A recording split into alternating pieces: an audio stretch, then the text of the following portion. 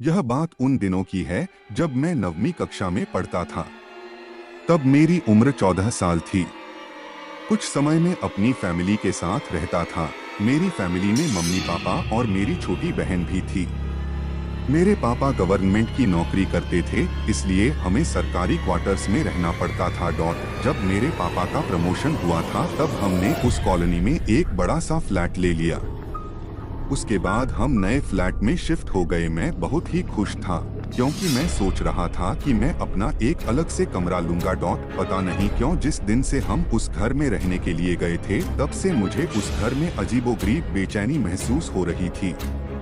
उस घर में मुझे देर से सोने की आदत थी क्योंकि हमारा टीवी चैनल वाला हर रात को एक नई फिल्म दिखाता था और मेरे मम्मी पापा और बहन दूसरे कमरे में जल्द सो जाते थे।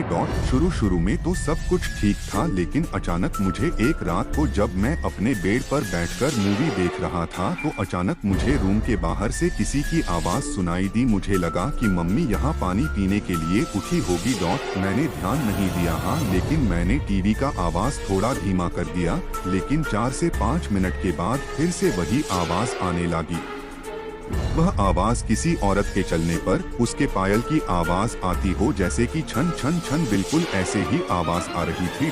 मैंने टीवी का आवाज बिल्कुल बंद कर दिया, लेकिन बाहर से वही आवाज आ रही थी, छन छन छन। यह आवाज सुनकर मेरा शरीर कांपने लगा और मेरे रोंगटे भी खड़े हो गए।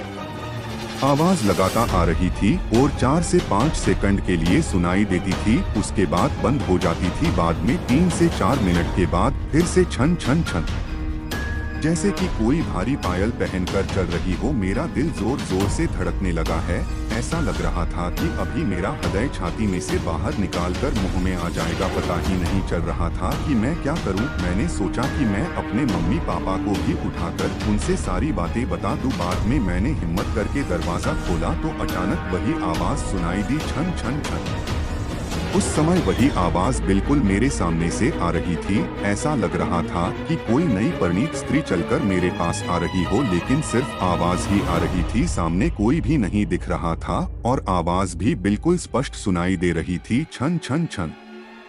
मैंने मम्मी पापा को जगा दिया और सारी सच्चाई उनको बता दी। मेरे पापा इस बात को मानने के लिए बिल्कुल तैयार नहीं थी।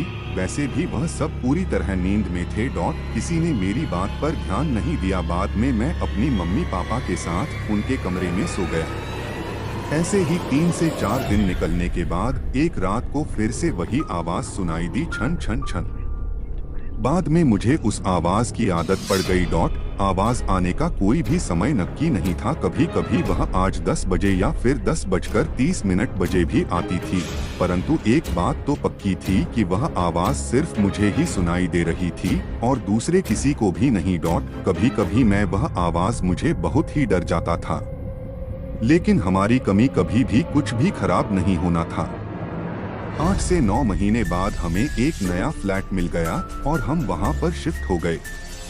उसी फ्लैट में हमारी जगह पर जो नए लोग रहने के लिए आए थे वह हमारे जान पहचान के लोग थे। उनका बेटा मेरा बहुत अच्छा दोस्त था और उनका फैमिली काफी बड़ा था। एक दिन वह अंकल हमारे घर पर आए और हमसे पूछा कि क्या आपको कभी कभी कोई आवाज सुनाई दे रही थी।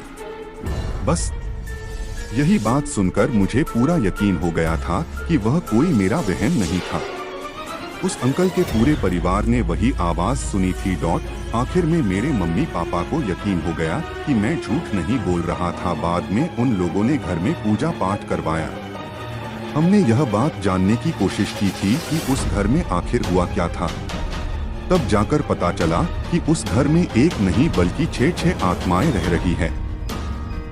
उस बात को 14 वर्ष हो गए और अब मैं बड़ा हो गया। मुझे पता नहीं है कि क्या आज भी वही आवाज सुनाई दे रही है या नहीं, लेकिन आज भी मैं उस आवाज के बारे में सोचता हूँ तो मेरे मन में एक अजीब सा डर लगने लगता है। भगवान की कृपा है कि आज सब कुछ ठीक है।